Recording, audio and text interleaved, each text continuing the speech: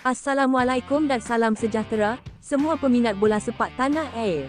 Selamat datang ke Liga M Update, platform nombor 1 anda untuk semua cerita panas dari kancah bola sepak tempatan.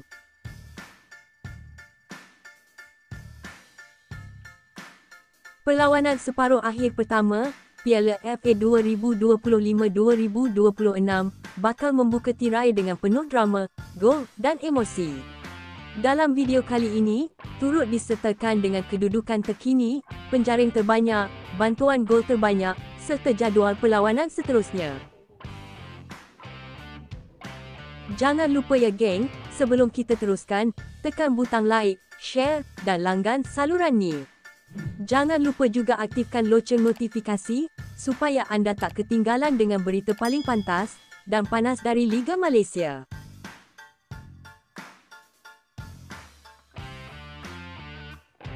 Aksi panas bakal membara Ahad ni, 9 November. 2 pentas, 2 pertembungan gegasi yang bakal tentukan siapa mara ke final Piala FA. Pada Ahad 9 November 2025, Kuching City FC lawan JDT FC di Stadium Negeri, Kuching, sepak mula jam 7.30 malam, live di Astro Arena Bola, Astro Go, Suka TV, TV OK, Sukan RTM dan RTM Click. Mampukah Kuching City buat kejutan di laman sendiri, atau JDT terus tunjuk taring Harimau Selatan mereka? Kemudian pada hari yang sama, perlawanan antara Sabah FC lawan Selangor FC di Stadium Likas, sepak mula jam 8 suku malam, live di Astro Arena Bola 2, Astro Go dan Suka TV.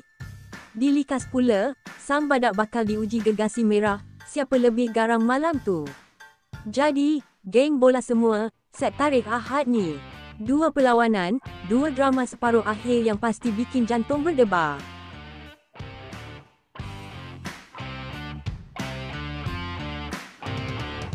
Pasukan manakah yang akan melangkah ke pentas akhir? Jadi itulah dia, jadual perlawanan separuh akhir pertama, Piala FA 2025-2026. Segala yang anda perlu tahu tentang Liga Super Malaysia ada di sini, Liga M Update.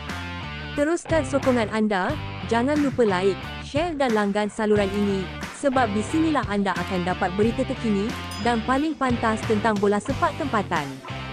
Jumpa lagi dalam update seterusnya, geng.